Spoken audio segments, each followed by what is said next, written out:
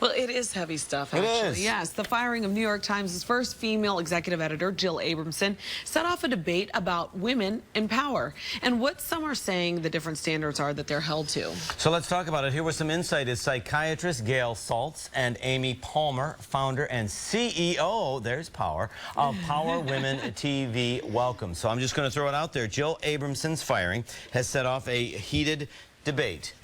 Would we be talking about this if it were a dude?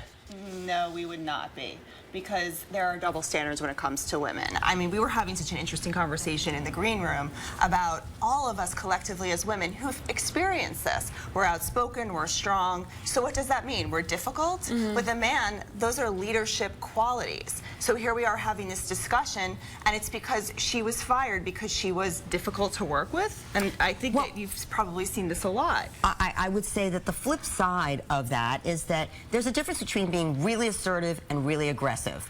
And being really aggressive in a way that destroys morale, let's say, or creates terrible conflicts so that you can't work together is not a good feature if that's what she was fired for. But it's not a good feature for a man either. And I would say that the tolerance for a man doing that can go on far longer than it can for a woman. Right, but according to reports, people were saying that she was no different than any other man had been in that room, and then also that she was actually an emotionally kind person and that she did treat her employees with respect. Right, so. and I think that it's important to bring the feminine side into the workplace, and especially as leaders, because we're motherly, we're nurturing. But I also think that there's a double standard where the organization thinks that as women, as leaders, we have to be a certain way. So, Gail, when you say we can't be too assertive, if we're too assertive and aggressive, no, we can be. We can be endlessly assertive, but we can't be too aggressive because aggression, I mean, really being sadistic, let's say, or really being bullying is not okay for anybody. That's not okay. But you're right that assertiveness is sometimes viewed as bitchiness in women, and that's the problem. But the problem typically, is the not. The person judging that, though, is a man. It's a man, and also it's also, let's not forget, it's a boys' club. Like, I mean, let's just aren't we also talking about this because of the history-making nature of it?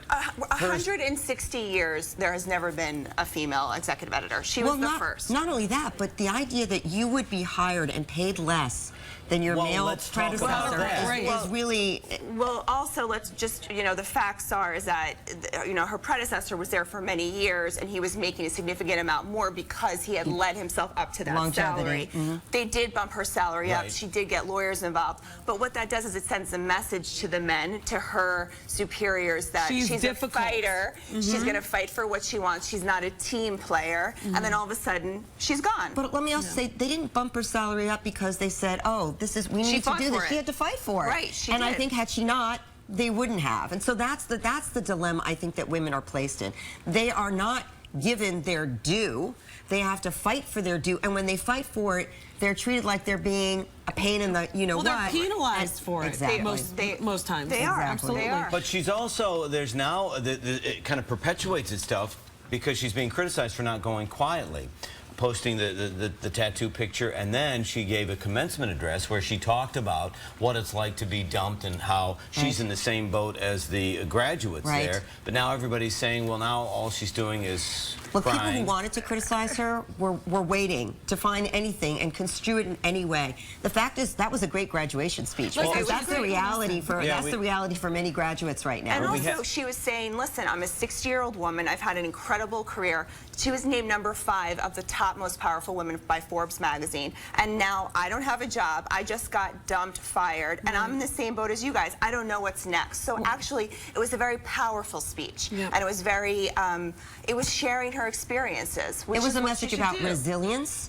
and that if you could have one feature graduating from college to prepare yourself for the world, it would be how to really fall down hard and get back up. Well, what do you make of the criticism of the speech then? Why are people piling on now? Because there were people already waiting. There were people who were already angry that she was a woman who wouldn't go quietly, that we have to hear about this, that we have to be made aware of the inequity.